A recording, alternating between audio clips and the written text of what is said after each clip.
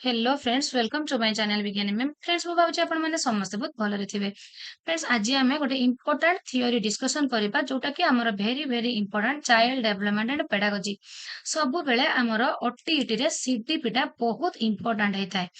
तो सीट केवल ओटीईटी रे काहे कि आपण माने जो भी एजुकेशनल आपण माने एंट्रेंस दियंतु सब रे child development and pedagogy very very important. तो तार फास्ट यूनिट रहउछि हमर वृद्धि ଆଉ ବିକାଶ ଗ୍ରୋଥ ଆଣ୍ଡ ଡେଭଲପମେଣ୍ଟ। ତ ଆମେ ଆଜି ଡିସ୍କସନ କରିବା ଆମର ଯୋଉ ବୃଦ୍ଧି ଓ ବିକାଶର ଅର୍ଥ, ତାପରେ ଆମର ଏ ଯୋଉ ବାଲ୍ୟାବସ୍ଥା ଓ ଆଦ୍ୟ କୈଶୋରାବସ୍ଥାରେ ବିକାଶର ଲକ୍ଷଣ ଭିତରେ ଆମର ଯୋଉ ରହୁଛି ଶାରୀରିକ ଆଉ ସାମାଜିକ ବିକାଶ ଆଜି ଆମେ ଡିସ୍କସନ କରିବା। ନେକ୍ସଟ କ୍ଲାସରେ ଆମେ ଆବେଗିକ, ମାନସିକ ଓ ନୈତିକ ବିକାଶ ଡିସ୍କସନ କରିବା। ଏ ତିନୋଟି ଥିଓରି ମୁଁ ଦୁଇଟି ପାର୍ଟ କରିକି ଡିସ୍କସନ କରି ସାରିଲା ପରେ ଏହା ରିଲେଟେଡ ଆମେ 50 ରୁ 100 MCQ ଡିସ୍କସନ କରିବା। କାରଣ ମୁଁ ଆପଣମାନଙ୍କୁ କହିଥିଲି ଯେ ଏବେ ଆମେ ଥିଓରି ନା MCQ ପଢିବା, ତ ଆପଣମାନେ କହିଥିଲେ ଥିଓରି ୱିଥ MCQ ଏବେ ପଢିବା, ତାପରେ 10-12 ଦିନ ଗଲା ପରେ ଆମେ ଓନ୍ଲି MCQ ପଢିବା। ତ ଆଜି ଆମେ ଶାରୀରିକ ଓ ସାମାଜିକ ବିକାଶ, ବୃଦ୍ଧି ଓ ବିକାଶର ଅର୍ଥ ଆଲୋଚନା କରିବା। Let's start. ବୃଦ୍ଧି କହିଲେ ଆମେ ସାଧାରଣତଃ ଶାରୀରିକ ବୃଦ୍ଧି ଯଥା ଓଜନ ଓ ଉଚ୍ଚତାକୁ ବୁଝିଥାଉ। ଏହା ଶରୀର କିମ୍ବା ଶରୀରର କୌଣସି ଅଙ୍ଗର ବର୍ଦ୍ଧିତ ଓ ପ୍ରସାରିତ ଅବସ୍ଥାକୁ ବୁଝାଏ। ଶରୀରର ଏହି ପରିବର୍ତ୍ତନକୁ ସଂଖ୍ୟା, ମାତ୍ରା ତଥା ପରିମାଣ ଅନୁସାରେ ପ୍ରକାଶ କରାଯାଇ ପାରିବ। ତ ଫ୍ରେଣ୍ଡ, ସବୁବେଳେ ମୁଁ ଆପଣମାନଙ୍କୁ ଗୋଟେ କଥା କହି ରଖେ ଯେ ସବୁବେଳେ ମୁଁ ପ୍ରତି ଭିଡିଓରେ କହିଥାଏ ଯେ ଆମେ କେବଳ ବହିର ଲାଇନକୁ ଘୋଷିବାନି, ମୁଖସ୍ଥ କରିବାନି, ପୁସ୍ତକ କୀଟରେ ପରିଣତ ହବାନି। ସବୁବେଳେ ଆମେ ନିଜ ଭାଷାରେ ବୁଝିବା। ଏଠି ଦୁଇଟି କଥା ଆମକୁ ରହିଲା, ବୁଦ୍ଧି ଓ ବିକାଶ। ଏଟା ବୁଦ୍ଧି ନୁହଁ, ଏଟା ବୃଦ୍ଧି। ବୃଦ୍ଧି ଓ ବିକାଶ, ଗ୍ରୋଥ ଆଣ୍ଡ ଡେଭଲପମେଣ୍ଟ। ତ ଆମ ଭାଷାରେ ଆମେ ବୁଝିବା ବୃଦ୍ଧି ହଉଛି କଣ। ଦେଖନ୍ତୁ, ଧରନ୍ତୁ ଗୋଟେ ପିଲାର ହାତର ଉଚ୍ଚତାଟା, ହାତର ଲମ୍ବଟା ଆଜି ଯେତିକି ଅଛି, ଗୋଟେ ବର୍ଷ ପରେ ଯେତିକି ବଢୁଛି, ତାର ଲମ୍ବଟା ଯେତିକି ବଢୁଛି, ସେଇଟାକୁ ଆମେ କହିବା କଣ, ତାର ସେତିକି ବୃଦ୍ଧି ହେଇଛି। କିନ୍ତୁ ଆଜି ଗୋଟେ ପିଲାଟେ ତାର ସେଇ ହାତରେ 1 ଲିଟର ପାଣି ବୋତଲ ଉଠେଇ ପାରୁଥିଲା, କାଲି ଯେତେବେଳେ ସେ 5 ଲିଟର ପାଣି ବୋତଲ ଉଠେଇ ପାରୁଛି, ସେତେବେଳେ ତା ହାତର କାର୍ଯ୍ୟକାରିତା କ୍ଷମତା ବଢୁଛି କି ନାହିଁ। ତ ଗୋଟିଏ ପିଲାର ଉଚ୍ଚତା, ଓଜନର ବୃଦ୍ଧି ହବାଟା ହଉଛି କୁ ବୃଦ୍ଧି କୁହାଯିବ। ସେଟା ହଉଛି ପରିମାଣାତ୍ମକ, ତାକୁ ଆମେ ବୃଦ୍ଧି ବୋଲି କହିଲେ। କିନ୍ତୁ ଗୋଟିଏ ପିଲାର ହାତର, ଗୋଡର କି ତା ନିଜର ଯୋଉ କାର୍ଯ୍ୟ କରିବାର କ୍ଷମତା ବୃଦ୍ଧି ହେଲା, ତାକୁ ଆମେ ବିକାଶ ବୋଲି କହିବା। ତ ଆମ ଭାଷାରେ ଆମେ ବୁଝିଲେ, ଯଦି ହାତର ଲମ୍ବ, ଉଚ୍ଚତା ବୃଦ୍ଧି ହଉଛି, ବଢୁଛି, ସେଟା ହଉଛି ବୃଦ୍ଧି। ଯେତେବେଳେ ହାତର କାର୍ଯ୍ୟକ୍ଷମତା ବଢୁଛି, ତାକୁ ଆମେ କହିବା ବିକାଶ। ତ ଫ୍ରେଣ୍ଡସ୍, ଏବେ ମୁଁ ଭାବୁଛି ଆପଣ ମାନେ ବୃଦ୍ଧି ଓ ବିକାଶ ବିଷୟରେ ନିହାତି ବୁଝି ପାରିଥିବେ। ହସ୍ତର ଦୈର୍ଘ୍ୟ ବଢିବାକୁ ବୃଦ୍ଧି କହିଲା ବେଳେ ହସ୍ତର କର୍ମ କୁଶଳତା ବା କାର୍ଯ୍ୟ କରିବାର କ୍ଷମତା ବଢିବାକୁ ବିକାଶ କୁହାଯାଏ। ଶାରୀରିକ ପରିପକ୍ୱନ ଓ ଅନୁଭୂତି ଫଳରେ ଶିକ୍ଷାର୍ଥୀର ଯେଉଁ ଧାରାବାହିକ, ଉନ୍ନତିଶୀଳ ତଥା ପ୍ରଗତିଶୀଳ ପରିବର୍ତ୍ତନ ଆସେ, ତାହାକୁ ବିକାଶ କୁହାଯାଏ। ମୁଁ ସବୁବେଳେ କହିଥାଏ ଫ୍ରେଣ୍ଡସ୍, ଆପଣ ମାନେ ସବୁବେଳେ ଏଇ ଯୋଉ ଗୋଟେ ଗୋଟେ ଟର୍ମ, ପରିପକ୍ୱନ ଓ ଅନୁଭୂତି, ଆପଣଙ୍କର ଧାରାବାହିକ, ଉନ୍ନତିଶୀଳ, ପ୍ରଗତିଶୀଳ, ଏଇ ସବୁ ଟର୍ମ ଗୁଡିକ, ଛୋଟ ଛୋଟ ଟର୍ମକୁ ଭଲ ଭାବେ ମନେ ରଖିବେ। କାହିଁକି ନା ବେଳେ ବେଳେ ଏମିତି କରେ, କ୍ୱେଶ୍ଚେନ ପକେଇଦବ, ଗୋଟେ ଦିଟା ଟର୍ମକୁ ଏପଟ ସେପଟ କରିଦବ, ଆପଣଙ୍କର ଭୁଲ ହେଇଯିବ। ତ ସେଇ ପାଇଁ ସବୁବେଳେ ଆପଣ ମାନେ ମନେ ରଖିବେ ପରିପକ୍ୱନ, ଯୋଉଟା ଆମର ମେଚୁରିଟି। ତ ଶାରୀରିକ ପରିପକ୍ୱନ ଓ ଅନୁଭୂତି ଫଳରେ ଶିକ୍ଷାର୍ଥୀର ଯେଉଁ ଧାରାବାହିକ, ଉନ୍ନତିଶୀଳ ତଥା ପ୍ରଗତିଶୀଳ ପରିବର୍ତ୍ତନ ଆସେ, ତାକୁ ବିକାଶ ବୋଲି କୁହାଯାଏ। ଶିଶୁର ବ୍ୟବହାର ତଥା ବିଭିନ୍ନ କାର୍ଯ୍ୟ ସମ୍ପାଦନର ପ୍ରଗତିଶୀଳ, ଧାରାବାହିକ, କ୍ରମିକ ଓ ସୁସଙ୍ଗତ ପରିବର୍ତ୍ତନ ଗୁଡିକୁ ବିକାଶ କୁହାଯାଏ। ତ ଫ୍ରେଣ୍ଡସ୍, ଆମେ ଆଗରୁ ଯୋଉ ସିଡିପି ର କ୍ଲାସ କରିଥିଲେ, ଯୋଉ ଗ୍ରୋଥ ଆଣ୍ଡ ଡେଭଲପମେଣ୍ଟ ର ମୁଁ କ୍ଲାସ କରିଥିଲି, ସେଥିରେ କିଛି ପାର୍ଟ ଆମର ବାକି ରହି ଯାଇଥିଲା। ତ ସେଥିପାଇଁ ଆପଣ ମାନେ ସମସ୍ତେ ବହୁତ ଜଣ ଅନୁରୋଧ କରିଥିଲେ ଯେ ଆମେ ଏଇ ଗ୍ରୋଥ ଆଣ୍ଡ ଡେଭଲପମେଣ୍ଟ ପାର୍ଟଟାକୁ ଭଲ ଭାବେ, ଭିଭିଡଲି, ଥରଲି ଆମେ ଭଲ ଭାବେ ବୁଝିବା। ତ ସେଥିପାଇଁ ମୁଁ ଆପଣ ମାନଙ୍କ ପାଇଁ ପ୍ରୟାସ କରୁଛି ए वृद्धि आ विकास टाकू किपरि मु दुईटी पार्ट रे बुझेइबी मु देखिली गोटे पार्ट रे बुझेइले आपण मानकर पई किछि लाकना रहि जाई पारे तो आमे दुईटी पार्ट करके बुझिबा विकासर मूल नीति बा विधि हौ देखिबा कोन विधि विकास वंशगत ओ परिवेशर प्रभाव उपरे पर्यवेसित तो विकासटा वंशगत कोन वंशगत हेरेडिटी कोन गोटे आपण माने धरंतु गोटे आपणक विद्यालय पंचम श्रेणीर दुईटी पिला को आनिबे दुईटी पिला समवयस्क हेइथिबे गोटे श्रेणीर मध्य देखिबे सेमानक भितरे सेमानकर विकासर तारतम्य रही थाए बेले बेले देखा जाए वंशगत गुण ता बापा मार जो गुण या बापा मार अलगा गुण निहाती रहूची तो जनकर बापा मार तार वंशगत गुण तांकर जो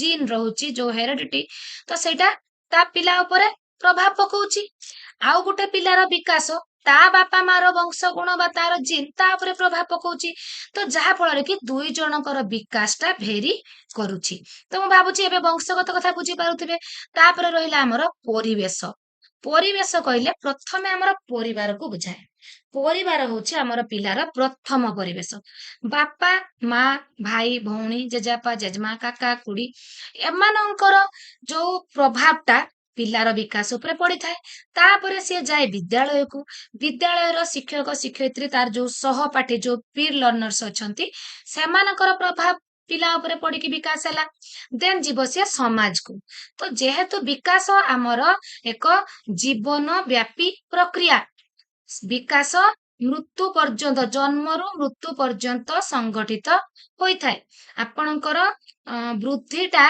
परिमाणात्मक हेला बेले विकासटा उभय गुणात्मक आउ परिमाणात्मक होई थाए तो फ्रेंड्स आमे डिस्कशन करिबा शिक्षार्थीर विकास रे तार वंशगत गुण परिवेशर यथेष्ट प्रभाव रही थाए तो एटा जो आपण मानको कहिली जन्म समय प्रत्येक शिशु तार पिता माता ठारू किछि स्वभावत गुण आरोहण करि थाए तो शिशुर विकास पाई तार वंशगत गुण परिवेश सहयोगी समवर्ती भावरे कार्य करिथांती एबे वंशगत और परिवेश विषय निश्चय बुझी पारथिबे आपण माने विकास एक निर्दिष्ट दिगरे गति करिथाए सेकेंड पॉइंट गोटे निर्दिष्ट दिगरे एबे आमे आलोचना करिबा कोन से निर्दिष्ट दिग तो फ्रेंड्स विकासटा धीरे धीरे पाहाच दे गति करिथाए दौड़ी की एकाथरे चली जाई न थाए धीर पानी पत्थर काटिला भली धीरे धीरे होई थाए केमिति हुए प्रति पिला प्रथमे सिए बसिबो तापरे धरिकी ठिया हबो तापरे चालिबो तापरे दौड़िबो एटा गोटे सिस्टम अछि कि नाही निश्चय अछि शैशवावस्था बाल्यावस्था कैशोरावस्था परिणतावस्था आपनकर एई जो जिंस गुडिक सब सीरियली रहउछि कि नाही गोटे निर्दिष्ट दिगरे जाउछि कि नाही ना गोटे पिलार प्रथमे हैला शैशवावस्था तापरे हे जीव तार कैशोरावस्था तापरे हे जीव परिणत अवस्था तापरे हबो बाल्यावस्था एमिति हुए कि ना प्रति विकास गोटे निर्दिष्ट दिगरे गति करिथाए समस्ते प्रथमे गुरुंडीबा तापरे ठिया हबा तापरे चालिबा तापरे दौड़ीबा तापरे नाचिबा अनुसार करंती एमिति हेई पारे कोन ना गोटे पिला शीघ्र चलिबा बेले गोटे पिला लेट रे चली थाए गोटे पिला शीघ्र दौड़िला बेले गोटे पिला लेट रे दौड़ी थाए किंतु सेई क्रमान्वय रे गोटे निर्दिष्ट दिगरे ही गति करि थाए तो फ्रेंड्स एबे आपनकर 2 नंबर पॉइंट बुझिबारे भाबुजी किछि असुविधा है नथिबो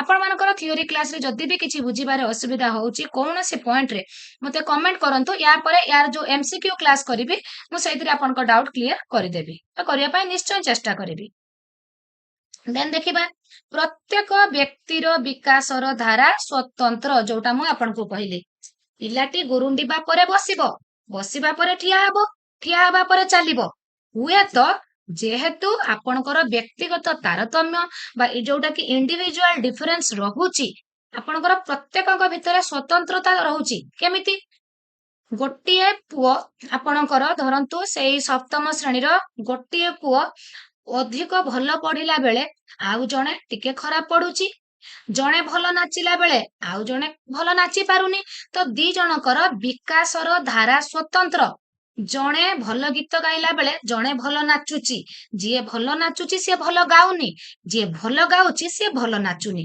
ତ ଏଇଟା ହଉଛି ବ୍ୟକ୍ତିଗତ ତାରତମ୍ୟ ରହୁଛି, ବିକାଶର ଧାରା ସ୍ୱତନ୍ତ୍ର ରହୁଛି। ଧରନ୍ତୁ ଏଠି ଗୋଟେ ଉଦାହରଣ ଦେଇଛି, କେତେକ ଝିଅ ପିଲା 12 ବର୍ଷରେ ଯୌବନ ଅବସ୍ଥା ପ୍ରାପ୍ତ ହେଲା ବେଳେ ଆଉ କେତେକ 14 ବର୍ଷରେ ପଦାର୍ପଣ କରିଥାନ୍ତି ଯୌବନ ଅବସ୍ଥାରେ। ତ ନିଶ୍ଚୟ ଆପଣ ମାନେ ବୁଝିପାରିଥିବେ, କିଛି ପିଲା ସମବୟସ୍କ ଶିଶୁମାନଙ୍କ ଠାରୁ ଡେଙ୍ଗା ଦେଖାଯାଆନ୍ତି, ଅନ୍ୟ ଶିଶୁମାନଙ୍କ ଠାରୁ ଡେଙ୍ଗା ରହିବେ ସେମାନେ ଭବିଷ୍ୟତରେ ମଧ୍ୟ। ତ ଏସବୁ ସ୍ୱତନ୍ତ୍ରତା ସେମାନଙ୍କ ମଧ୍ୟରେ ଦେଖାଯାଏ। ଦେନ୍ ରହିଲା ବିକାଶ ଏକ ଧାରାବାହିକ ପ୍ରକ୍ରିୟା। ଧାରାବାହିକ କ୍ରମାନ୍ୱୟରେ ଘଟିଥାଏ। ହଠାତ୍ କି ଘଟି ନ ହଠାତ୍ କି ଯେ ଆଜି ପିଲାଟି ଜନ୍ମ ହେଲା ଠିଆ ହେଇ ପଡିବ, ସେମିତି ହୁଏ ନାହିଁ। ଏଟା ଗୋଟେ ଧାରାବାହିକ ପ୍ରକ୍ରିୟା। ମନୁଷ୍ୟର ବିକାଶ ତାର ଜୀବନ ସାରା ଧାରାବାହିକ ଓ କ୍ରମାନୁସାରେ ଘଟିଥାଏ। ଦେନ୍ ଦେଖିବା ପ୍ରାରମ୍ଭିକ ପର୍ଯ୍ୟାୟରେ ବିକାଶ ଅଧିକ ତ୍ୱରାନ୍ୱିତ ହୋଇଥାଏ। ଜନ୍ମର ଆରମ୍ଭରେ ବା ପ୍ରଥମ କିଛି ବର୍ଷ ମଧ୍ୟରେ ଶିଶୁର ବିକାଶ ଦ୍ରୁତ ଗତିରେ ହୋଇଥାଏ। ପ୍ରତି ଛୋଟ ପିଲାଟି ଜନ୍ମରୁ ପ୍ରଥମ କିଛି ବର୍ଷ ତାଙ୍କର ବିକାଶଟା ଦ୍ରୁତ ହବ, ତାପରେ କ୍ରମେ କ୍ରମେ ଧିମେଇ ଯିବ। ଜୀବନର ପ୍ରଥମ 5 ବର୍ଷ ମଧ୍ୟରେ ଶିଶୁର ଅଧିକାଂଶ ଗୁଣ ବିକଶିତ ହେବା ଆରମ୍ଭ କରେ। ତାର ବ୍ୟକ୍ତିତ୍ୱ, ଆତ୍ମବିଶ୍ୱାସ, ଶିକ୍ଷଣ ପ୍ରତି ଆଗ୍ରହର ଭିତ୍ତିଭୂମି ଗଠନ ହୁଏ। ତ ଆମେ ଜାଣିଲେ ପ୍ରଥମ ପ୍ରାରମ୍ଭିକ ପର୍ଯ୍ୟାୟରେ ପ୍ରଥମ 5 ବର୍ଷ ବିକାଶ ତ୍ୱରାନ୍ୱିତ ହୁଏ। ସମସ୍ତ ବିକାଶ ମଧ୍ୟରେ ନିବିଡ଼ ସମ୍ପର୍କ ରହିଥାଏ। ଶାରୀରିକ, ମାନସିକ, ସାମାଜିକ, ଆବେଗିକ, ନୈତିକ ସବୁ ପରସ୍ପର ଜଡିତ, ସମସ୍ତେ କୋରିଲେଟେଡ, ସମସ୍ତେ ସମସ୍ତଙ୍କ ଉପରେ ଡିପେଣ୍ଡେଡ। କେମିତି? ଗୋଟିଏ ପିଲା ଯଦି ସେ ଶାରୀରିକ ଭାବେ ସୁସ୍ଥ ରହିବ, ତାର ମାନସିକ ଅବସ୍ଥା ମଧ୍ୟ ଠିକ ରୁହେ। ଆପଣ ନିଜ କଥା ଭାବନ୍ତୁ, ଆପଣଙ୍କର ମନ ଭଲ ଥିଲେ ଆପଣଙ୍କ ଦେହ ଭଲ ଲାଗିବ। ଯଦି ଆପଣଙ୍କ ମନ ଖରାପ ଥିବ, ସେଦିନ ଆପଣଙ୍କୁ ସବୁ ଆପଣଙ୍କର ଶିଥିଳ ହେଇଯିବ, ସବୁ ଆପଣଙ୍କୁ ୱିକ୍ ଲାଗିବ, ଆପଣଙ୍କ ମନରେ ସ୍ପୃହା ରହିବ ନାହିଁ। ଆପଣଙ୍କ ଶରୀର ବି, କିଏ କହିବ ମୋ ମୁଣ୍ଡ ବୁଲେଇଲାଣି, କିଏ କହିବ ମତେ ୱିକ୍ ଲାଗିଲାଣି। ଯଦି ଆପଣଙ୍କର ମାନସିକ ଅବସ୍ଥାଟା ଦହଲି ଯିବ, ଶାରୀରିକ ଅବସ୍ଥାକୁ ମଧ୍ୟ ସେ ପ୍ରଭାବିତ କରିବ। ଶାରୀରିକ ମାନସିକ ପ୍ରଭାବିତ ହେଲା ପରେ ପିଲାକୁ ଆଉ କାହା ସହିତ ମିଶିବାକୁ ଇଚ୍ଛା ହବନି। ତ ତାର ସାମାଜିକ ଦିଗ ମଧ୍ୟ ପ୍ରଭାବିତ ହେଲା କି ନାହିଁ? ତ ଶାରୀରିକ, ମାନସିକ, ସାମାଜିକ ପ୍ରଭାବିତ ହେଲା ପରେ ତା ମନର ଯୋଉ ଦୁଃଖ କି ରାଗ କି କାନ୍ଦ ଆସିବ, ତ ସେଟା ଆସିଯିବ ଆବେଗିକ। ତ ଜଣଙ୍କର ଶାରୀରିକ, ମାନସିକ, ସାମାଜିକ, ଆବେଗିକ ବିକାଶ ବାଧାପ୍ରାପ୍ତ ହେଲା ପରେ ଅଟୋମେଟିକ ନୈତିକ ମଧ୍ୟ ବାଧାପ୍ରାପ୍ତ ହୋଇଥାଏ। ତ ସାମାଜିକ, ମାନସିକ ବିକାଶ ଫଳରେ ଆବେଗିକ ଓ ନୈତିକ ବିକାଶ ସହଜ ହୋଇଥାଏ। ମୋଟ ଉପରେ କହିବାକୁ ଗଲେ, ଏକ ନିର୍ଦ୍ଦିଷ୍ଟ ପର୍ଯ୍ୟାୟରେ ଶିଶୁର ଏକ ନିର୍ଦ୍ଦିଷ୍ଟ ଦିଗରେ ବିକାଶ ନ ଘଟି ତାର ସାମଗ୍ରିକ ବିକାଶ ଘଟିଥାଏ। ମାନେ ସିଏ କଣ କହୁଛି, ଧରନ୍ତୁ ଆପଣ ପିଲାଟି ଏତିକି ଦିନ ଶାରୀରିକ ବିକାଶ ହବ, ଏତିକି ଦିନ ଭିତରେ ତାର ମାନସିକ, ସାମାଜିକ, ଆବେଗିକ ବିକାଶ ଜମା ହବନି। ନା, ସବୁ ଗୁଡିକ ଧୀରେ ଧୀରେ ଧୀରେ ଧୀରେ ଧୀରେ ଧୀରେ ରିଲେଟେଡ ହେଇକି ସବୁ ଗୁଡିକ ବିକାଶ ସମସ୍ତଙ୍କ ସହିତ ଜଡିତ। ଦେନ୍ ଭେରି ଭେରି ଇମ୍ପୋର୍ଟାଣ୍ଟ, ଆଉ ଆପଣଙ୍କୁ ଭଲ ଭାବେ ବୁଝିବାକୁ ପଡିବ, ପ୍ରଭେଦୀକରଣ ଓ ଏକୀକରଣ ମାଧ୍ୟମରେ ବିକାଶ ସଂଗଠିତ ହୋଇଥାଏ। କଣ ପ୍ରଭେଦୀକରଣ, କଣ ଏକୀକରଣ? ଜନ୍ମ ଆରମ୍ଭରେ ଶିଶୁଟି ଏକ ଜୀବକୋଷର ପିଣ୍ଡୁଳା ଅବସ୍ଥାରେ ଥାଏ। ଗୋଟିଏ ହେଇକି ରହିଥାଏ କି ନାହିଁ? ଏକ ଅବସ୍ଥାରେ ଥାଏ। ତା ଭିତରୁ ତାର ହାତ, ଗୋଡ, ମୁଣ୍ଡ, ଆଖି, କାନ, ନାକ ସବୁ ଆସ୍ତେ ଆସ୍ତେ ପ୍ରଭେଦ ହୁଏ କି ନାହିଁ? ସେ ଗୋଟେ ପିଣ୍ଡୁଳାରୁ ଆସ୍ତେ ଆସ୍ତେ ଆସ୍ତେ ତାର ଅଙ୍ଗ ପ୍ରତ୍ୟଙ୍ଗ ସବୁ ହୁଏ କି ନାହିଁ? ସେ ଆଭ୍ୟନ୍ତରୀଣ ଅଙ୍ଗ ପ୍ରତ୍ୟଙ୍ଗ ହଉ କି ବାହ୍ୟ ଅଙ୍ଗ ପ୍ରତ୍ୟଙ୍ଗ ହଉ, ସବୁ ଆସ୍ତେ ଆସ୍ତେ ହୁଏ କି ନାହିଁ? ହୁଏ।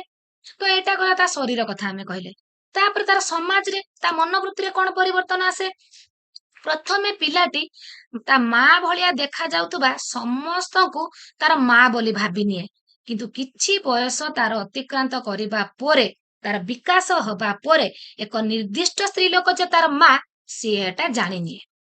ତାପରେ ଆଉ ଗୋଟେ କଥାକୁ ଯିବା, ଆପଣଙ୍କର ଏକୀକରଣରୁ ପୁଣି ପ୍ରଭେଦୀକରଣକୁ ଯିବା।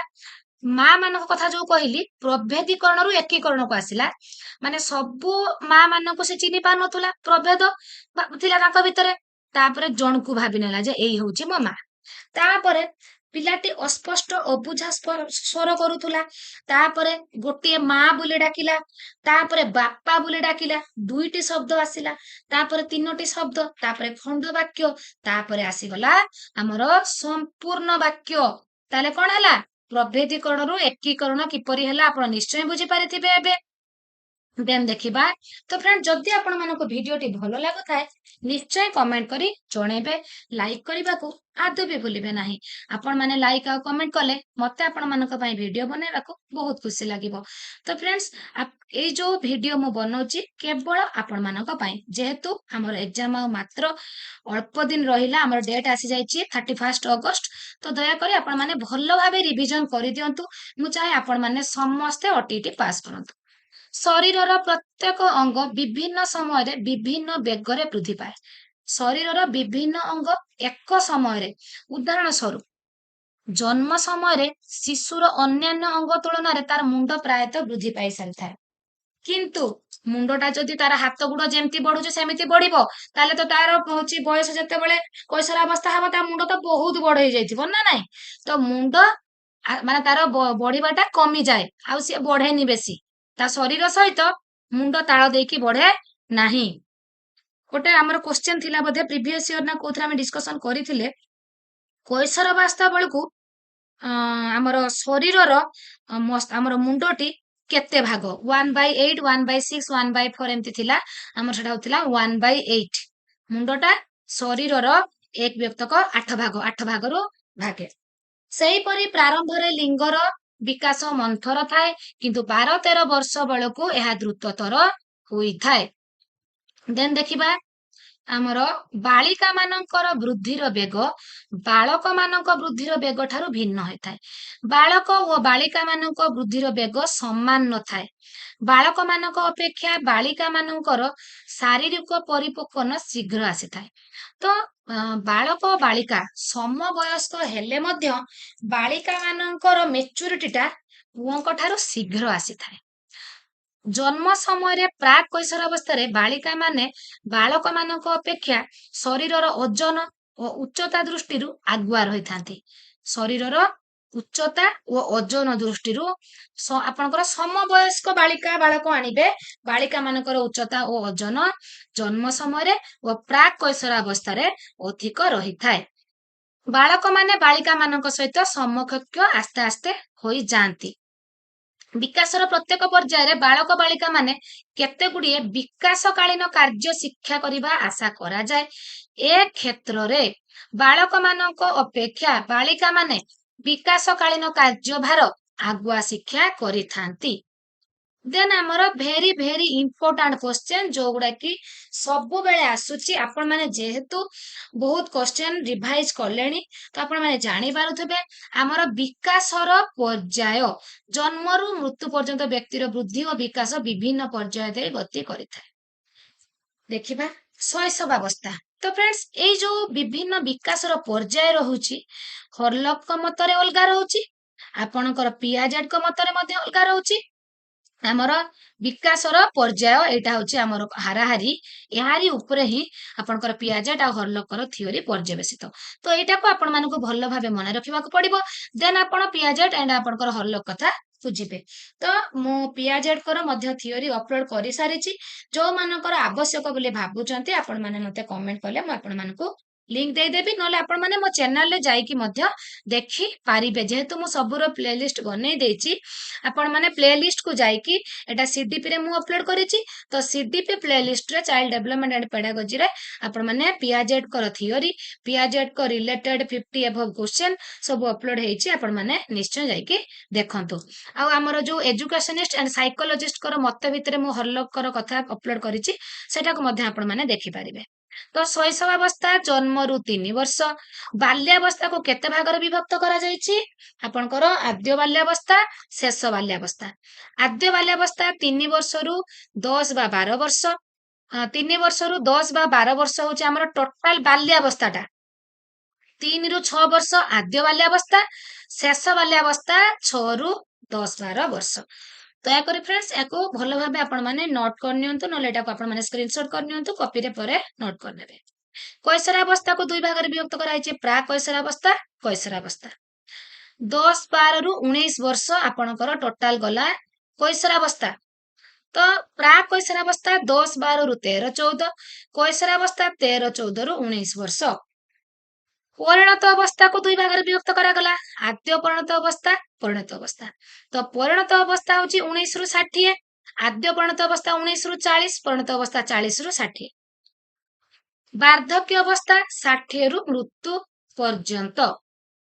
ଦେନ୍ ଦେଖିବା ଶରୀର କିମ୍ବା ଶରୀରର କୌଣସି ବର୍ଦ୍ଧିତ ଓ ପ୍ରସାରିତ ସ୍ଥାନକୁ, ଏ ଯୋଉ ମୁଁ ଆପଣ ମାନଙ୍କୁ ବୁଝେଇଲି ଏତିକି ପଏଣ୍ଟ ଉପରେ ହିଁ ଆମେ ଅଲରେଡି ଡିସ୍କସନ କରି ସାରିଲେ।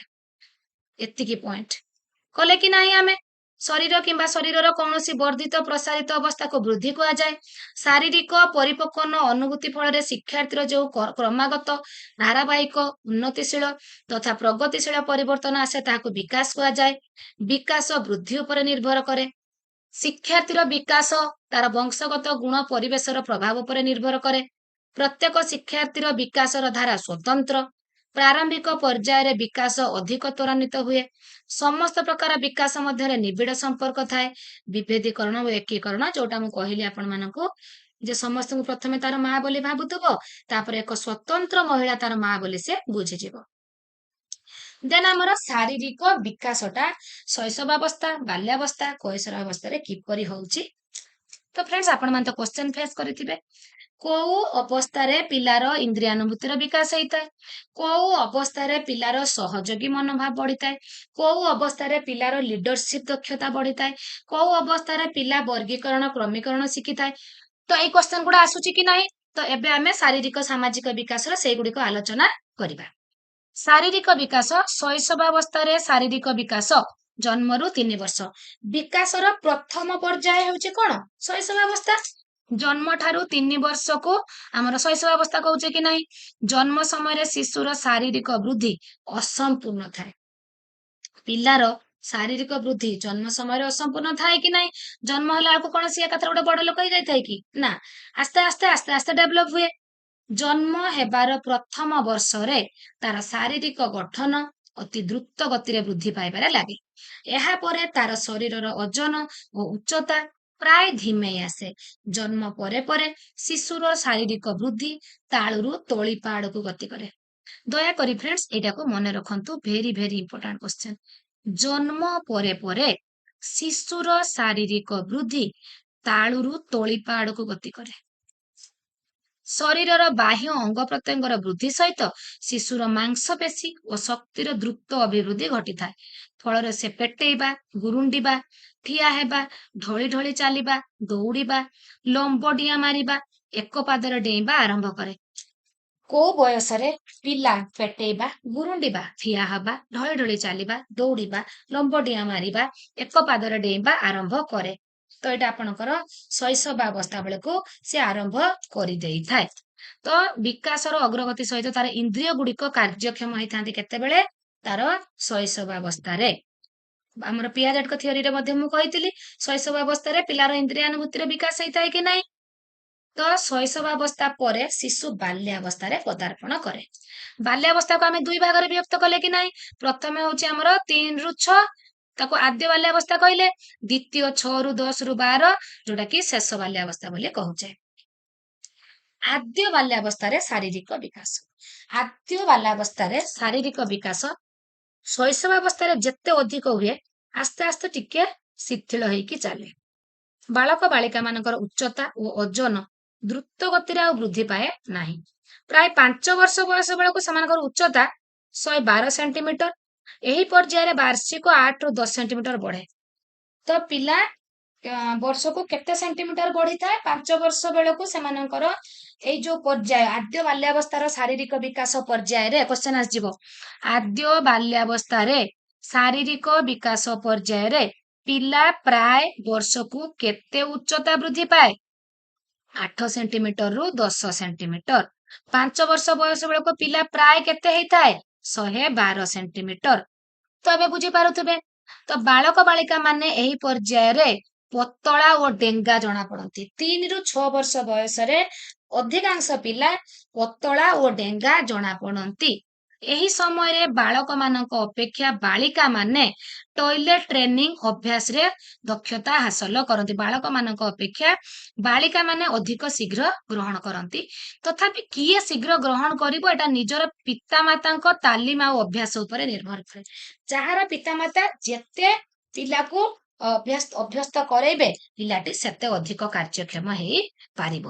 ତ ଆଦ୍ୟ ବାଲ୍ୟାବସ୍ଥାରେ ପିଲା ନିଜର ଶରୀରର ସମତୁଳନ ରକ୍ଷା କରି ଗଛ ଚଢିବା, କାନ୍ଥ ଉପରେ ଚଢିବା, ପାହାଚ ଚଢିବା, ବଲ ଫିଙ୍ଗିବାରେ ନିମଗ୍ନ ରୁହେ। ତ ଏଇ ସମୟରେ ସେମାନେ କଲମ ପେନସିଲ ଧରି ଚିତ୍ର ଆଙ୍କିବା, ଲେଖାଲେଖି କରିବା ଆରମ୍ଭ କରିଥାନ୍ତି। ଦେନ୍ ଫ୍ରେଣ୍ଡସ୍, ଗୋଟିଏ ଅବସ୍ଥାରେ କେତେ ପ୍ରକାର ବିକାଶ ହଉଛି ଆପଣ ମାନେ ଏବେ ଜାଣିପାରିଥିବେ ନିଶ୍ଚୟ। କ୍ୱେଶ୍ଚନ ଆସିଯିବ ଆପଣଙ୍କର ଟଏଲେଟ ଟ୍ରେନିଂ କୋଉ ବୟସର ହୁଏ? ଆଦ୍ୟ ବାଲ୍ୟାବସ୍ଥା 3 ରୁ 6 ବର୍ଷ। ଶେଷ ବା ପରବର୍ତ୍ତୀ ବାଲ୍ୟାବସ୍ଥାରେ ଶାରୀରିକ ବିକାଶ। ବାଲ୍ୟାବସ୍ଥାର ଦ୍ୱିତୀୟ ଶେଷ ବା ପରବର୍ତ୍ତୀ ବାଲ୍ୟାବସ୍ଥାରେ 6 ରୁ 10-12 ବର୍ଷ। ବାଲ୍ୟାବସ୍ଥାର ଦ୍ୱିତୀୟ ପର୍ଯ୍ୟାୟରେ ବାଳକ ବାଳିକା ମାନଙ୍କର ଶାରୀରିକ ବିକାଶ ବିଶ୍ରାନ୍ତି ଭାବରେ ବା ରହି ରହି ଘଟିବା ପରିଲକ୍ଷିତ ହୋଇଥାଏ। ଏହି ବୟସରେ ସେମାନଙ୍କ ଶରୀରର ଗଣ୍ଡି ତୁଳନାରେ ହାତ ଓ ଗୋଡ ଦ୍ରୁତ ବେଗରେ ବଡ ଓ ଶକ୍ତ ହେବାରେ ଲାଗେ। ତାହେଲେ 6 ରୁ 10-12 ବର୍ଷ ବୟସ ବେଳକୁ କଣ ହଉଛି? ଶରୀରର ତାର ଗଣ୍ଡି ତୁଳନାରେ ହାତ ଓ ଗୋଡ ଦ୍ରୁତ ଗତିରେ ବଢେ।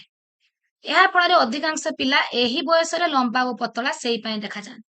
ଯେହେତୁ ଶେଷ ବାଲ୍ୟାବସ୍ଥାରେ ପିଲାମାନେ ତାର ଗଣ୍ଡି ତୁଳନାରେ ତା ହାତ ଆଉ ଗୋଡଟା ଲମ୍ବା ହଉଛି, ତ ଆମେ ଭାବୁଛେ ଆମ ପିଲା ପତଳା ହେଇଯାଉଛି। ବହୁତ ବାପା ମାଙ୍କର ଚିନ୍ତା ଥାଏ ପିଲା ତ ଖାଉଛି କଣ ପାଇଁ ପତଳା ହେଇଯାଉଛି, ସେମାନେ ବୁଝିପାରନ୍ତି ନାହିଁ। ଏଟା ଆମର ସ୍ଥିର ସିଦ୍ଧାନ୍ତ ରହୁଛି 6 ରୁ 10-12 ବର୍ଷ ବେଳକୁ ତାର ଯେହେତୁ ଗଣ୍ଡି ତୁଳନାରେ ହାତ ଗୋଡ ବଢୁଛି, ତେଣୁ ସିଏ ଲମ୍ବା ଆଉ ପତଳା ଦେଖାଯାଏ। 10 ବର୍ଷ ପର୍ଯ୍ୟନ୍ତ ବାଳକ ମାନେ ବାଳିକା ମାନଙ୍କ ଅପେକ୍ଷା ଉଚ୍ଚ ଓ ଓଜନିଆ ରୁହନ୍ତି। କେତେ ବର୍ଷ ବୟସ ପର୍ଯ୍ୟନ୍ତ ବାଳକ ମାନେ ବାଳିକା ମାନଙ୍କ ଅପେକ୍ଷା ଉଚ୍ଚ ଓ ଓଜନିଆ ରୁହନ୍ତି? 10 ବର୍ଷ ପର୍ଯ୍ୟନ୍ତ। ଏହି ବୟସରେ ପିଲାମାନଙ୍କର ସୂକ୍ଷ୍ମ ଓ ସ୍ଥୂଳ ମାଂସପେଶୀର ଅଧିକ ଅଭିବୃଦ୍ଧି ଘଟିବା ଫଳରେ ସେମାନେ ଲେଖାଲେଖି, ପଢାପଢି, ଖେଳକୁଦରେ ଯଥେଷ୍ଟ ଅଗ୍ରଗତି କରନ୍ତି। ଶେଷ ବାଲ୍ୟାବସ୍ଥାରେ ପିଲାମାନେ ଲେଖାଲେଖି, ପଢାପଢି, ଖେଳକୁଦରେ ଯଥେଷ୍ଟ ଅଗ୍ରଗତି କରିଥାନ୍ତି। ପିଲାମାନଙ୍କ ଶାରୀରିକ ବୃଦ୍ଧିର ଅଗ୍ରଗତି ସହିତ ନିଜ ଶରୀରର ପ୍ରତିମା, ରୂପ ଛବି ବିଷୟରେ ସେମାନଙ୍କର ଏକ ସ୍ଥୂଳ ଧାରଣା ବୃଦ୍ଧି ପାଇବାରେ ଲାଗେ। ଶରୀରର ପ୍ରତିମା ସମ୍ବନ୍ଧୀୟ ଧାରଣା କହିଲେ ଆମେ ବୁଝୁ ପିଲାର ଶରୀର, ତାର ବିଭିନ୍ନ ଅଙ୍ଗ ପ୍ରତ୍ୟଙ୍ଗ ବିଷୟରେ ସେ ସଚେତନ ହୁଏ। ଅନ୍ୟ ପିଲାଙ୍କ ଶରୀର ଓ ନିଜ ଅଙ୍ଗ ପ୍ରତ୍ୟଙ୍ଗ ତୁଳନାରେ ନିଜ ଶାରୀରିକ ରୂପ ଆଉ ଦକ୍ଷତାର ମୂଲ୍ୟାୟନ କରେ। ସିଏ ଏଇ ଜିନିଷଟା ଉଠେଇ ଦଉଛି, ମୁଁ ଉଠେଇ ପାରୁନି। ମୁଁ ଏମିତି ଲମ୍ବା, ସିଏ ଏମିତି ବାଙ୍ଗରା। ମୁଁ ଗୋରା, ସିଏ କଳା। ତ ଏଇ ଯୋଉ ସାଙ୍ଗ ସହିତ ନିଜକୁ ତୁଳନା କରିବାର ଦକ୍ଷତା ତାର ଆପଣଙ୍କର ଆସି ଯାଇଥାଏ ଶେଷ ବାଲ୍ୟାବସ୍ଥାରେ। ପ୍ରାକ୍ କୈଶୋରାବସ୍ଥାର ଶାରୀରିକ ବିକାଶ 10-12 ରୁ 13-14। ବାଲ୍ୟାବସ୍ଥାର ଶେଷ ହେବା ପୂର୍ବରୁ ଶାରୀରିକ ପରିପକ୍ୱତା ନିମନ୍ତେ ପ୍ରକ୍ରିୟା ଆରମ୍ଭ ହେଇଯାଏ। କୈଶୋରାବସ୍ଥାରେ ପିଲାର ମେଚୁରିଟିଟା ଅଧିକ ଆସିଥାଏ, ଶାରୀରିକ ପରିପକ୍ୱନ ଯୋଉଟା। ଏହି ପରିବର୍ତ୍ତନ ପ୍ରକ୍ରିୟା କିଶୋର ଅବସ୍ଥାର ପ୍ରଥମ 2-3 ବର୍ଷ ପର୍ଯ୍ୟନ୍ତ ଲାଗି ରହିଥାଏ। କିଶୋର ଅବସ୍ଥାର ପ୍ରଥମ 2-3 ବର୍ଷ, ତ ଏହାକୁ ପ୍ରାକ୍ କୈଶୋରାବସ୍ଥା କୁହାଯାଏ। ପ୍ରାକ୍ କୈଶୋରାବସ୍ଥାକୁ ଆଉ କଣ କୁହାଯାଏ? କୈଶୋର ଅବସ୍ଥାର ପ୍ରସ୍ତୁତି ସମୟ। ତ କୈଶୋରାବସ୍ଥାର ପ୍ରସ୍ତୁତି ସମୟ କହିଲେ କାହାକୁ କୁହାଯାଏ? ପ୍ରାକ୍ କୈଶୋରାବସ୍ଥା। ଏହି ଅବସ୍ଥାରେ ଘଟୁଥିବା ପରିବର୍ତ୍ତନ ହର୍ଲକଙ୍କ ମତରେ କ୍ଷିପ୍ର ନୁହେଁ କି ଧୀର ନୁହେଁ। କ୍ୱେଶ୍ଚନ ଆସିଲା ଆପଣଙ୍କର, ପ୍ରାକ୍ କୈଶୋରାବସ୍ଥାର ଶାରୀରିକ ବିକାଶ ଧୀର ନୁହେଁ କି କ୍ଷିପ୍ର ନୁହେଁ, ଏଇଟା କିଏ କହିଛନ୍ତି? କ୍ୱେଶ୍ଚନ ଆସିଯିବ, କିଏ କହିଛନ୍ତି? ହର୍ଲକ କହିଛନ୍ତି ପ୍ରାକ୍ କୈଶୋରାବସ୍ଥାରେ ଶାରୀରିକ ବିକାଶ କ୍ଷିପ୍ର ନୁହେଁ କି ଧୀର ନୁହେଁ। ଏହି ଅବସ୍ଥାରେ ପିଲାଟି ଲିଙ୍ଗ ଭିତ୍ତିକ ସାବାଳକରେ ପରିଣତ ହେବାକୁ ଆରମ୍ଭ କରେ। ଏହି ଅବସ୍ଥାରେ ଆପଣଙ୍କର ସନ୍ତାନ ଉପଜାଇବା କ୍ଷମତାର ବିକାଶ ହୋଇଥାଏ। ଦେଖନ୍ତୁ, ସନ୍ତାନ ଉପଜାଇବା କ୍ଷମତା ମାନେ ବିକାଶଟା ଆସିଥାଏ, ଆରମ୍ଭ ହେଇଥାଏ, କିନ୍ତୁ ଏହି ସମୟରେ ସମ୍ପୂର୍ଣ୍ଣ ଗର୍ଭାଶୟ ବିକଶିତ ହୋଇନଥାଏ। 18 ରୁ 19 ବର୍ଷ ହେଲା ପରେ ଯାଇକି ବାଳିକା ମାନଙ୍କର ଗର୍ଭାଶୟର ସମ୍ପୂର୍ଣ୍ଣ ବିକଶିତ ହୋଇଥାଏ। संतान उपजाइबा क्षमतार विकास हुए किंतु संपूर्ण विकसित 18-19 वर्ष बेलू जाइकी हुए। तापर देखिबा झियो मानकर समस्त नारी सुलभ लक्षण आसी जाए, पुओ मानकर पुरुष सुलभ लक्षण आसी जाए। क्वेश्चन अच्छी आपण मन जदी करिथिबे देखिथिबे प्राक कैसर अवस्था रे नारी मानकर नारी सुलभ गुण, पुओ मानकर पुरुष सुलभ गुण आसी थाए। देन देखिबा सामाजिक विकास, शारीरिक विकास गला, सामाजिक विकास को पर्याय रे कोन होउची देखिबा। शैशव अवस्था रे शिशुर सामाजिक विकास तार शैशव आरंभ हो जाय थाए। जन्मर प्रथम किछि मास मध्यरे शिशु 5टी सरल आचरण प्रदर्शन करिथाए। स्थिर दृष्टि रे निरीक्षण करिबा, देखंतो पिलार जन्मरु 3 वर्ष भितरे तार जो सामाजिक गुण कोन निरीक्षण करिबा, कांदिबा, हसिबा, अस्पष्ट कुळु कुळु शब्द करिबा, अनुकरण मूलक आचरण, ए जो आपण कहबे जे कांदिबा हसिबा एगुड़ा तो सब आवेगर जीव, तो एगुड़िक सबू आपणकर सामाजिक विकास पिलार शैशवावस्थार तार सामाजिक विकास कथा कहूची। काहेकि ना पिला सेतेबेले कथा एका कहि पारेनी, तो तार बापा माँ सहित जो तार सामाजिक सामाजिक परिवेश सहित जे से निजको जोड़िबो, प्रथमे माने बापा माँ को हो कि जहा को हो प्रथमे निरीक्षण करके चाहिबो, कांदिबो, हसिबो, एमिति करिके तार सामाजिक संपर्क से आस्ते आस्ते स्टार्ट करे। एही 5टी आचरण माध्यम रे सामाजिक संपर्क से स्टार्ट करि थाए। प्राय 2 वर्ष बयस बेलकू से माने निजर स्वतंत्रता जाहिर करने को चेष्टा करती। बेले बेले बापा माँ कहले पिला एटा आनी देलु कथा को से माने अमान्य कर दियंती, माने निजर इंपोर्टेंस ता से माने देखांती।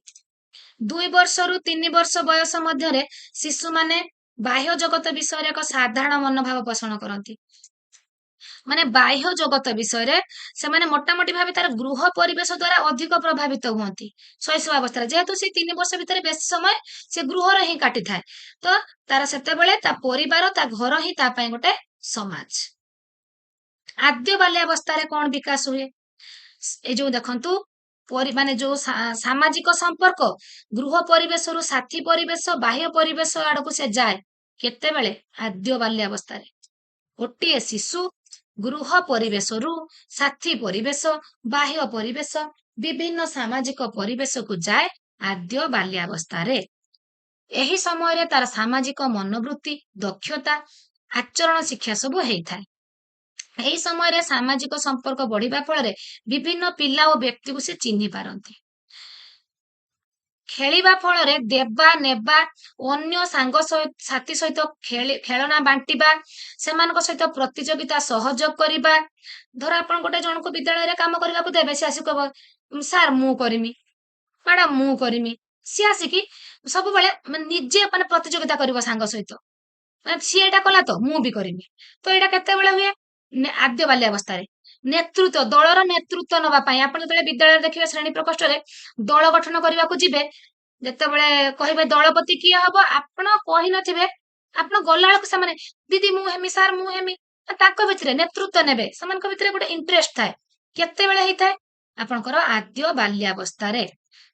आत्मनियंत्रण गुण शिक्षा करी भविष्यतर दायित्व संपन्न व्यक्ति हबा तार शिशु मानकर सामाजिकरण प्रक्रिया, शिशु माने सामाजिक विचारधारा सबु एई समय रो आरंभ होई थाए। परवर्ती बाल्यावस्था जीवनर एही समय सबुठारु आनंददायक ओ स्मरणीय समय।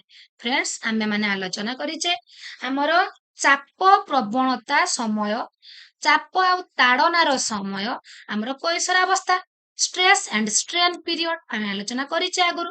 किंतु आ गोटे कथा मन रखंतु, जीवनर सबुठारु आनंददायक ओ स्मरणीय समय केबे हैला परवर्ती बाल्यावस्था। तो एटा को भल भाबे मन रखंतु। एही बयस रे पिला मानकर सामाजिक विकास मंथर किंतु स्थिर गति रे अग्रगति करि थाए। एही समय रे तार जो डेवलपमेंट हुए मंथर स्लो स्पीड बढ़ी जाएनी, मंथर आउ स्थिर गति रे अग्रगति करि थाए। एही बयस रे अल्प चेष्टा रे बेसी आनंद मिलि थाए। तारे पिला को बेसी आनंद मिलि थाए 6 रु 10-12 वर्ष मध्य रे। ବାଳକ ବାଳିକା ମାନେ ଏହି ବୟସରେ ପିତାମାତାଙ୍କର ଅଧିକ ଦୃଷ୍ଟି ଯତ୍ନ ଓ ସେବା ଆବଶ୍ୟକ କରିଥାନ୍ତି। ସେମାନେ ଅଧିକାଂଶ ସମୟ ସାଙ୍ଗସାଥି ମେଳରେ କଟେଇଥାନ୍ତି। ବାହ୍ୟ ଜଗତର ବିଭିନ୍ନ ବସ୍ତୁ ଘଟଣା ବ୍ୟକ୍ତିମାନଙ୍କ ବିଷୟରେ ଜାଣିବା ପାଇଁ ସେମାନେ ନିଜେ ଚେଷ୍ଟା କରିଥାନ୍ତି। ଏହି ସମୟ ହେଉଛି ବିଦ୍ୟାଳୟ ଶିକ୍ଷା ଆରମ୍ଭ କରିବାର ଉପଯୁକ୍ତ ସମୟ। ଗୃହ ଆପଣଙ୍କୁ କ୍ୱେଶ୍ଚେନ୍ ଆସୁଛି, ଏଇ ଯୋଉ ଏଇଟା କହିଲି ବିଦ୍ୟାଳୟ ଶିକ୍ଷା ଆରମ୍ଭ କରିବାର ଉପଯୁକ୍ତ ସମୟ ପରବର୍ତ୍ତୀ ବାଲ୍ୟାବସ୍ଥା। ଦୟାକରି ମନେ ରଖନ୍ତୁ ଫ୍ରେଣ୍ଡସ୍, ଏଥର କ୍ୱେଶ୍ଚେନ୍ ଯେ କୋଉ ଟାଇପ ର ଆସିବ କିଛି ବି କହିହବନି। ତେଣୁ ଆମେ କଣ କରିବା, ଆମେ ପ୍ରତି କଣ ଅନୁକୋଣକୁ ଭିଭିଡଲି ପଢିବା। ପ୍ରତି ଥିଓରିକୁ ଆମେ 10 ଦିନ ବରଂ ଟାଇମ ଯାଉ, ଯେହେତୁ ଆମର 31st ଆମ ପାଖରେ ବହୁତ ଟାଇମ ଅଛି। ସବୁବେଳେ ମୁଁ ଆପଣଙ୍କୁ କହିଥାଏ, ଆପଣ ଥିଓରିରେ ଷ୍ଟ୍ରଙ୍ଗ ହେଇଗଲେ ଆପଣଙ୍କୁ କେହି ବି ଏମସିକ୍ୟୁ ରେ ଠକେଇ ପାରିବ ନାହିଁ। ଆପଣ ଗୋଟେ ବି କ୍ୱେଶ୍ଚେନ୍ ଛାଡିବେ ନାହିଁ। କାହିଁକି ନା ଆପଣ ତ ଥିଓରିରେ କମ୍ପ୍ଲିଟ ହେଇଥିବ ଆପଣଙ୍କର ନା, ସବୁ ଆପଣଙ୍କର ଫଣ୍ଡାମେଣ୍ଟାଲ କ୍ଲିୟର ହେଇଯାଇଥିବ। ତ କ୍ୱେଶ୍ଚେନ୍ ଯେତେ ଗୁରେଇକି ପକେଇଲେ ବି ଆପଣ ଇଜିଲି କରିଦେବେ। କିନ୍ତୁ ଆପଣ ଯଦି କେବଳ ଏମସିକ୍ୟୁ କୁ ଧ୍ୟାନ ଦେବେ, ଥିଓରି ପଢିବେନି, ତ ସେଇ ସେତିକି ଏମସିକ୍ୟୁ ଭିତରୁ ଆସିବ ବୋଲି କଣ ସେମିତି କିଛି କଥା ଅଛି କି? ତାକୁ କେମିତି କଣ ବୁଲେଇ ବାଙ୍କେଇକି କ୍ୱେଶ୍ଚେନ୍ ଆସିଯିବ, ତ ସେତେବେଳେ ଆପଣ ଟିକେ ବୁଲେଇ ଦେଲେ କରିପାରିବେନି। ତ ସେଇ ପାଇଁ ମୁଁ ସବୁବେଳେ କହୁଛି, ଆମେ ରିଭିଜନ କ୍ଲାସ ଷ୍ଟାର୍ଟ କରିଛୁ। ତ ଥିଓରି ଗୁଡିକୁ ଆମେ ଭଲ ଭଲ ଭାବେ ରିଭିଜନ କରିବା ଏଣ୍ଡ ତା ସହିତ କିଛି ଏମସିକ୍ୟୁ ଡିସ୍କସନ କରିବା। ଏହି ସମୟରେ ପରବର୍ତ୍ତୀ ବାଲ୍ୟାବସ୍ଥାରେ ସେମାନଙ୍କ ମଧ୍ୟରେ ଗୋଷ୍ଠୀ ଚେତନା ଜାଗ୍ରତ ହୁଏ। ଆଉ ଗୋଟେ କ୍ୱେଶ୍ଚେନ୍ ଆସିଗଲା ଫ୍ରେଣ୍ଡସ୍, ଯୋଉଠି ମୁଁ କହୁଛି କ୍ୱେଶ୍ଚେନ୍ ଆସିଗଲା, ଦୟାକରି ଆପଣ ଟିକେ ଟିକେ ନୋଟ୍ କରି ନିଅନ୍ତୁ। ଏକ୍ଜାମ ଆଗ ଦିନ ଆପଣ ଏତେ ବଡ ଭିଡିଓ ଦେଖିପାରିବେ ନାହିଁ, ଟାଇମ ନଥିବ, ଟିକେ ଟିକେ ନୋଟ୍ କପି ଉଲ୍ଟି ଦେଇକି ପଳେଇଯିବେ। ତ ଏହି ସମୟରେ ସେମାନଙ୍କ ମନରେ ଗୋଷ୍ଠୀ ଚେତନା ଜାଗ୍ରତ ହୁଏ। ଦଳବଦ୍ଧ ଭାବେ ଖେଳିବା, କାର୍ଯ୍ୟ କରିବା, ଭ୍ରମଣ କରିବା। ଦଳବଦ୍ଧ ଭାବେ ଖେଳିବା, କାର୍ଯ୍ୟ କରିବା, ଏଇଟା ସବୁ କେତେବେଳେ ହୁଏ? ପରବର୍ତ୍ତୀ ବାଲ୍ୟାବସ୍ଥାରେ। ନିଜ ଦଳର ବିଜୟ, ମର୍ଯ୍ୟାଦା ପାଇଁ କଷ୍ଟ ସହିବାକୁ ପଛ ଘୁଞ୍ଚା ଦେବେନି ପିଲାମାନେ। ଆପଣ ଯେତେବେଳେ ଦେଖିବେ ଦଳ କରିଦେବେ, ଗୋଟେ ଆପଣ ୱାର୍ଡ ଗେମ୍ କରିବେ, ସେମାନେ ପୁରା ଜିଦ୍ଦି ଭଳିଆ କେତେ କଣ ମନେ ପକେଇ କଷ୍ଟ କରିକି ତାଙ୍କ ଦଳକୁ ଯେମିତି ଜିତେଇବେ। ସାର୍ ଆମ ଦଳ ଏଇ ପଏଣ୍ଟ ପାଇଲା, ଆମ ଦଳ ଏଇ ପଏଣ୍ଟ ପାଇଲା, ପୁରା ମାନେ ସେମାନେ ପୁରା ବ୍ୟସ୍ତ ହେଇ ପଡିବେ କେମିତି ତାଙ୍କ ଦଳ ଜିତିବ। ତ ଏଇଟା କେବେ? ପରବର୍ତ୍ତୀ ବାଲ୍ୟାବସ୍ଥାରେ। ଦଳଗତ ଭାବେ କାର୍ଯ୍ୟ କରିବା ଦ୍ୱାରା ସହଯୋଗୀ ଭାବ, ସହାନୁଭୂତି, ଦୟା, ମମତା, ସ୍ନେହ, ଆତ୍ମତ୍ୟାଗ ପ୍ରଭୃତି ସାମାଜିକ ଗୁଣାବଳୀ କ୍ରମେ କ୍ରମେ ବିକାଶ ଲାଭ କରିଥାଏ। ଏହି ସମୟରେ ସେମାନେ ଅନୁକରଣ ପ୍ରିୟ ହୋଇଥାନ୍ତି। କ୍ୱେଶ୍ଚେନ୍ ଆସିଗଲା କି ନାହିଁ?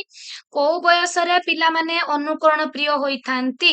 ପରବର୍ତ୍ତୀ ବାଲ୍ୟାବସ୍ଥାରେ। ଆଉ ଗୋଟେ ଫ୍ରେଣ୍ଡସ୍ କହି ରଖେ, ଗୋଟେ କ୍ୱେଶ୍ଚେନ୍ ସବୁବେଳେ ଆସୁଛି, ପିଲାଟି ଛୋଟ ବେଳେ କେମିତି ଶିଖିଥାଏ? ପର୍ଯ୍ୟବେକ୍ଷଣ, ଅନୁକରଣ, କୋଉଟା ନୁହେଁ? ଆଉ ଗୋଟେ ଧରନ୍ତୁ କିଛି ପଏଣ୍ଟ ଆସିଛି, ଆପଣ ସେଠି ସାଙ୍ଗେ ସାଙ୍ଗ ଛୋଟ ବେଳୁ ବା ପିଲା ବୟସରେ ସେ ଅନୁକରଣ ମାଧ୍ୟମରେ ହିଁ ଶିଖିଥାଏ। ଯୋଉଟା ଇଂଲିଶରେ ଆସେ, ଇଂଲିଶରେ ପ୍ରାୟ ଏ କ୍ୱେଶ୍ଚେନ୍ ଟା ଦେଖୁଛି ଆସୁଛି ଇମିଟେସନ। ଇମିଟେସନ ଦ୍ୱାରା ପିଲା ଶିଖିଥାଏ, ତାର ପରିବାର ବାପା ମାଙ୍କ ପାଖରୁ ଅନୁକରଣ କରିକି ଶିଖିଥାଏ। ବିଶେଷତଃ ସମବୟସର ସାଥୀ ମାନଙ୍କର ପ୍ରିୟ ଭାଜନ ହେବା ସେମାନଙ୍କର ଲକ୍ଷ୍ୟ। କ୍ଲାସରେ ଯେତେ ସାଙ୍ଗ ଗୋଟେଇ ପାରିବେ ସେମାନେ। ମାନେ ସାଙ୍ଗମାନଙ୍କୁ କହିବେ, ଦେଖ ଇଏ ମୋ ସାଙ୍ଗ ହଉଛି, ସେ ତୋ ସାଙ୍ଗ ହଉନି। ଏଇ ଯୋଉ କଥାଟା, ତ ଏଇଟା ଏଇ ପରବର୍ତ୍ତୀ ବାଲ୍ୟାବସ୍ଥାରେ ଆସିଥାଏ। ଯେତେ ମାନେ ବନ୍ଧୁ ପ୍ରିୟ, ମେଳାପି। ଆଉ ଗୋଟେ କଣ ହୁଏ ଦେଖିବେ, ସେମାନେ ମାନେ ପରସ୍ପର ଲାଗି ଯାଉଥିବେ, କିନ୍ତୁ ଜଣେ ଯଦି ଗୋଟେ କୋଉଠି ବାଜିଯିବ କି କଣ ହବ, କାନ୍ଦି ପକେଇବ, ସାଙ୍ଗେ ସାଙ୍ଗେ ଧରିକି ଆସିବେ, ସାର୍ କି ଦିଦି କି ମ୍ୟାଡାମ ଦେଖନ୍ତୁ ଇଏ ନା କାନ୍ଦୁଛି, ୟାର ପା ଏଇଠି ବାଜିଗଲା। ତ ସେମାନେ ଅନ୍ୟ ପ୍ରତି ମଧ୍ୟ ଦୟାଳୁ, ଅନ୍ୟକୁ ସାଥୀ ଭାବରେ ଗ୍ରହଣ କରିଥାନ୍ତି। ଆଲୋଚନା କରିବା କେମିତି? ଦେଖିବେ ଖାଲି ଯେ ବିଦ୍ୟାଳୟ ଆଉ ତା ଘର ପାଖରେ ଥିବା ପିଲାମାନେ ତା ସାଙ୍ଗ, ସେୟା ନୁହେଁ। ଆପଣ ତାକୁ ଗୋଟେ ଅଜଣା ଜାଗାକୁ ନେଇଯିବେ, ଗୋଟେ ଆପଣ ପିକନିକ ଯାଇଛନ୍ତି କି କୋଉଠି ଆପଣ ମାନେ ଗୋଟେ ଗେଟ ଟୁଗେଦର କରୁଛନ୍ତି, ଯୋଉଠିକି କିଛି ପିଲା ଆସିଛନ୍ତି, ସେମାନେ ପିଲାମାନେ ପରସ୍ପରକୁ ଚିହ୍ନି ନାହାନ୍ତି, କିନ୍ତୁ ଆପଣ ମାନଙ୍କ କଥା ମଧ୍ୟରେ ଦେଖିବେ ଆପଣଙ୍କ ପିଲା ତା ସମବୟସ୍କ ଆଉ ଗୋଟେ ପିଲା ପାଖକୁ ଯାଇକି କିଛି ନା କିଛି କହୁଥିବ, ଆପେ ଆପେ କହୁଥିବ। କାହିଁକି ନା ସାଥୀ ଭାବରେ ସେ ଅନ୍ୟକୁ ସହଜରେ ଗ୍ରହଣ କରିନିଏ। ସେ ଟୋଟାଲି ଚିହ୍ନି ନଥାଉ, ବଡ ହେଲେ ବରଂ ଚିନ୍ତା କରିବ ସେ କେମିତି ହେଇଥିବ, ମୁଁ ଆଗେ ମିଶିବି କି ନାହିଁ, କିନ୍ତୁ ପରବର୍ତ୍ତୀ ବାଲ୍ୟାବସ୍ଥାରେ ସେ ଯାଇକି ଆପେ ମିଶିଯିବ। ଦଳର ନୀତି ନିୟମ ଅନୁରୂପ ଆଚରଣ ପ୍ରଦର୍ଶନ କରନ୍ତି, ସାଧାରଣତଃ ସାଥୀ ମାନଙ୍କ ପ୍ରିୟ ଭାଜନ ହୋଇଥାନ୍ତି। ଏହି ସମୟରେ ପିଲାମାନେ ଲଜ୍ଜାଶୀଳ, କଳହ ପ୍ରିୟ ଏବଂ ଦଳଗତ କାର୍ଯ୍ୟରେ ଭାଗ ନିଅନ୍ତି ନାହିଁ ବା ଦଳର ନିୟମ ମାନନ୍ତି ନାହିଁ, ସେମାନେ ସାଥୀମାନଙ୍କ ପ୍ରିୟ ଭାଜନ ହୋଇପାରନ୍ତି। ଯେଉଁ ପିଲାମାନେ ଲଜ୍ଜାଶୀଳ, କଳହ ପ୍ରିୟ, ଦଳଗତ କାର୍ଯ୍ୟରେ ଭାଗ ନେବେନି, ଦଳର ନିୟମ ମାନିବେନି, ସେମାନଙ୍କୁ ସାଙ୍ଗମାନେ କେହି ପ୍ରିୟ ଭାଜନ କରିବେନି, କାହାକୁ ଭଲ ପାଇବେନି କେହି, ତାକୁ ସବୁବେଳେ ସାଇଡ କରିବେ। ବାଲ୍ୟାବସ୍ଥାରେ ସମବୟସ୍କ ପିଲାମାନଙ୍କର ଯେଉଁ ଦଳ ବା ଗୋଷ୍ଠୀ ସୃଷ୍ଟି ହୁଏ ତାହା ଅନୌପଚାରିକ।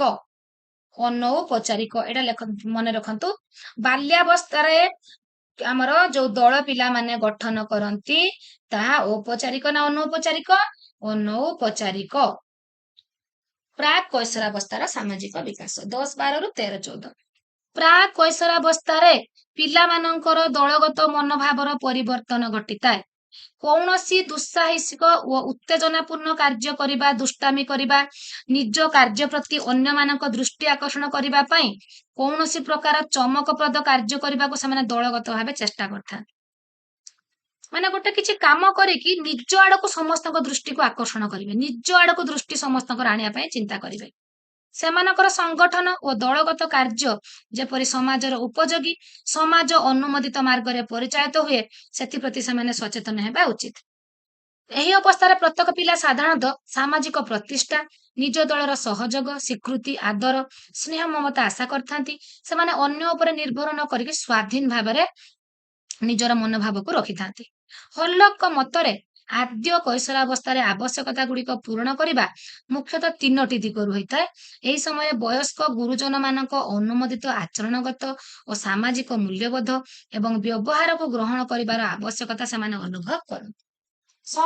ଏହି ସମୟରେ ବୟସ୍କ ଗୁରୁଜନ ମାନଙ୍କର ଆଚରଣ, ସାମାଜିକ ମୂଲ୍ୟବୋଧ, ସେମାନଙ୍କର ବ୍ୟବହାରକୁ ଗ୍ରହଣ କରିବାକୁ ସେମାନେ ଆସ୍ତେ ଆସ୍ତେ ଚେଷ୍ଟା କରନ୍ତି।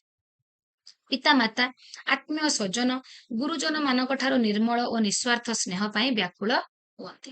ନିଜ ଶକ୍ତି ଉପରେ ନିର୍ଭର କରି ଏଇ ସମୟରେ ଦେଖିଥିବେ, ମୁଁ ବହୁତ ଲକ୍ଷ୍ୟ କରିଛି, ବହୁତ ପିଲାମାନେ ତାଙ୍କ ବାପା ମା ମାନଙ୍କୁ କହୁଥିବେ ଭାଇକୁ ଏଇଟା ଦେଇଦେଲ କି ଭଉଣୀକୁ ଏଇଟା ଦେଇଦେଲ, କାଇଁ ଏଇଟା ତ ମତେ ଦେଲନି।